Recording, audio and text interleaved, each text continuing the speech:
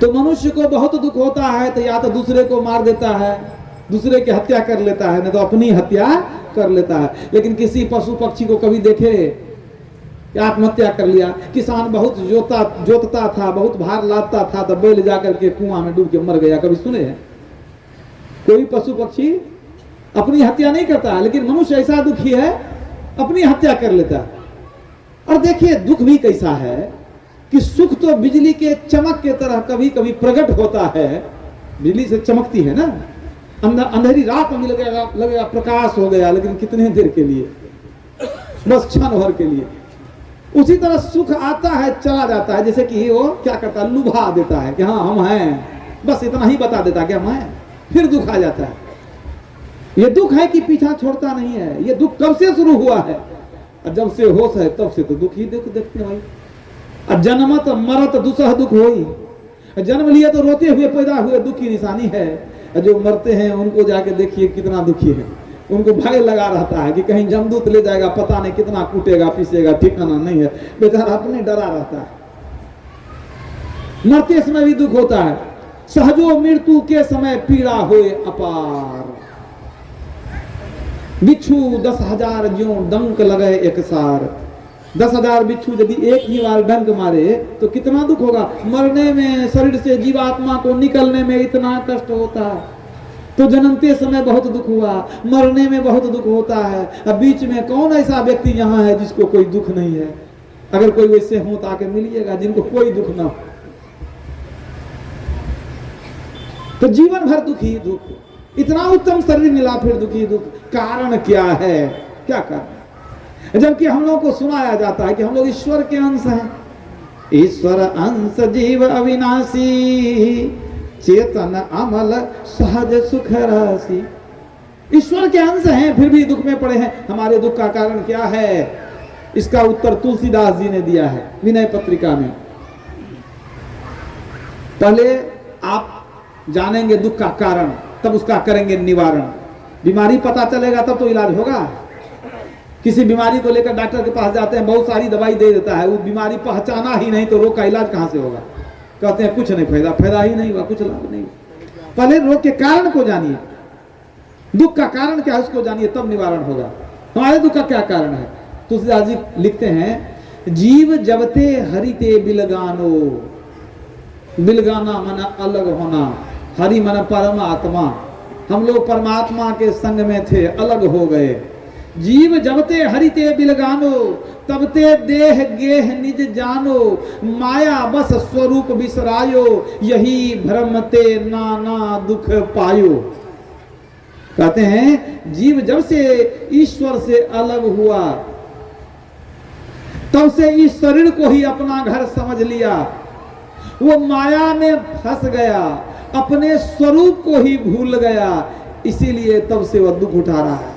माया में फंस गया, अपने आप को भूल गया, अपने घर को भूल गया, यही दुख का कारण है।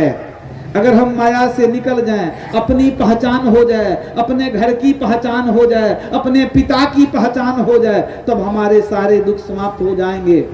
कल्पना कीजिए, कोई बहुत बड़ा सेठ है, बहुत धनी है, वह बेटा, छोटा बेटा के साथ वह सेठ चला आया कहाँ, मेला घूमने के लिए। किसी कारण से मेले के भीड़ में बेटा खो गया, बच्चा खो गया।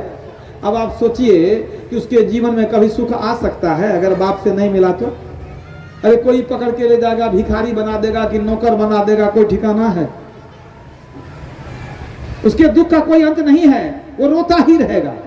अगर मेला में जो समिति के वहां पर प्रबंधक वगैरह होते हैं, सदस्य वगैरह होते हैं, ले जाकर के बच्चे का ऑफिस में बैठा देंगे कि किसका बच्चा खो गया, ले जाओ। सेठ जी बेचारे खोजते खोजते चले गए घर।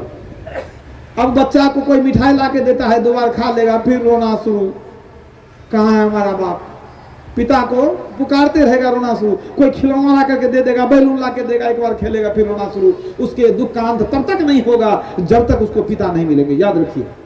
तो हम लोग भी अपने परम पिता से बिछुड़ करके संसार में आ गए हैं। तुम उतरी पड़ियो तम माही पीव नहीं शब्द में, ताते पड़ गयो दूर चलो नहीं शब्द में। हमारा पिता है निशब्द में, हम आ गए अंधकार मंडल में, यहाँ पिता से बिछुड़ गए हैं, इस संसार रूपी मेला में खो गए हैं और संसार को अपना समझने लग गए हैं।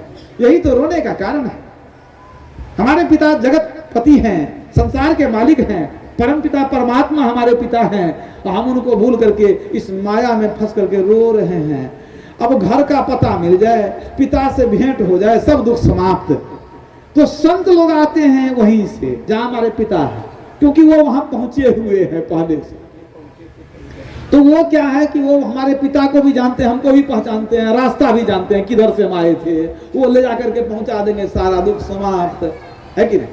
अगर सेठ जी के बेटा को कोई पहचान ले, वो जान जाए कि अमुक सेठ का ये बेटा है, वो आदमी उसको घर पहुंचा दे, तो बच्चे का सब दुख समाप्त हो जाएगा ना, रोना समाप्त। उसी तरह हम लोग रोते ही रहेंगे, रोना निश्चित है। कितना भी धन हो जाए, बच्चे को कितना भी मिठाई दे दीजिए, पिता के लिए रोएगा ना, कितना भी खिलौना दीजिए जरूर रोएगा। इसी तरह से आप सोचते हैं कि धन नहीं है इसलिए रोते हैं, धन बहुत हो जाएगा फिर रोइएगा। आप सोचिएगा विवाह नहीं हुआ इसलिए रोते हैं, पत्नी हो जाएगी फिर रोइएगा। आपका रोना छूटने वाला नहीं है। बच्चे को भूख लगती है ना, तो समझता नहीं है कि भूख लगी है, कहेगा वो लेंगे, ये लेंगे, खिलौना लेंगे, तो वहां जाएंगे, कुछ से कुछ बोलेगा। माँ बुझ जाती है कि भूख लगी है इसीलिए रो रहा है, माँ को पता है। तो हम कहते नहीं, हमको धन चाहिए, हमको स्त्री चाहिए, हमको क्या चाहिए, पद चाहिए, प्रतिष्ठा चाहिए, असल चीज मालूम नहीं, रोते रहेंगे। और वो संत लोग समझते हैं पिता से बिछुड़ गया इसलिए रोता है। तो संत लोग आते हैं ये बताने के लिए। कबीर साहब आए हमारे आपके बीच में, तो उन्होंने क्या कहा, हम आए वा देश से जहां तुम्हारा धाम, अब तुमको घर पहुंचावना यही हमारा काम। हमारा काम यही है कि तुमको वहां तक ले जाएंगे। अगर विश्वास है हमारे ऊपर, विश्वास है, तुम्हारी किस्मत हम बदल देंगे। आज तुम रोते हो, आज भिखारी बने हुए हो, तुमको हम पिता से मिला देंगे, सेठ से मिला देंगे। माया नटी के जाल में फंस हो गया कंगाल तू, दर दर भटकता फिर रहा जग सेठ माला माल तू। कहां हम जग सेठ हैं, कहां भिखारी बने हुए हैं। तो वही कबीर साहब कहते हैं कि अगर संत पर विश्वास हो तो तुमको पहुंचा देंगे। लेकिन दुख की बात कि हमको विश्वास ही नहीं होता है। पलटू लिखा नसीब का, संत देत है फेर, लेकिन साच नहीं दिल आपना, तासे लागे देर। किस्मत तो बदल सकती है, लेकिन उस पर विश्वास नहीं है, यही दिक्कत है। अगर हम संत पर विश्वास कर लें कि नहीं हमारा घर कहीं और है, ये परदेश में हम फंसे हुए हैं, तो हमको पहुंचा देंगे, हमारा सब दुख समाप्त हो जाएगा, है कि नहीं। इसलिए सभी संत कहते हैं कि अपने घर को चलो, अपना घर कहीं और है, हमारे पिता परमात्मा है, ये संसार माया है, ये परदेश है, परदेश में कभी सुख मिलने वाला नहीं है। रामकृष्ण परमहंस जी महाराज ने एक दिन स्वामी विवेकानंद को कहा, नरेंद्र एक भजन सुनाओ। पहले उनका नाम नरेंद्र था। एक भजन सुनाओ। तो स्वामी विवेकानंद ने भजन सुनाया, मौन चल निज निकेतने, बंगला में है, मौन चल निज निकेतने संसार विदेशे विदेशीर भेषे केनो भ्रम अकारणे, मौन चल निज निकेतने। आई मन, अपने घर को चलो, ये संसार विदेश है, तुम विदेशी का भेष पहने हुए हो। ये शरीर क्या है, 5 तत्व का शरीर क्या है, ये विदेशी का भेष है, और अकारण तुम यहाँ वहां भटक रहे हो। मौन चलो निज निकेतने, अपने घर को चलो। अगर अपने घर को चले जाएंगे तब जाकर के हमारे दुख समाप्त होंगे। तो कैसे जाएंगे, यहाँ तो माया में फंसे हैं, अपने को भूल गए हैं। माया से निकलेंगे तब ना, पहले माया को बूझिए, यही दुख देने वाली माया है। व्याप रहे संसार महा, माया कटक प्रचंड, सेनापति कामादि भट्ट, दंभ कपट पाखंड।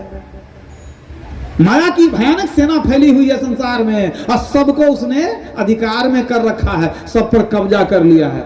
आप कहेंगे सिर्फ मनुष्य को, नहीं नहीं, सबको कब्जा कर लिया। देवताओं पर भी माया की कब्जा है। देव दनुज मुनि नाग मनुज सब माया विवश विचारे, तिनके हाथ दास तुलसी प्रभु कहा पन पौ हारे।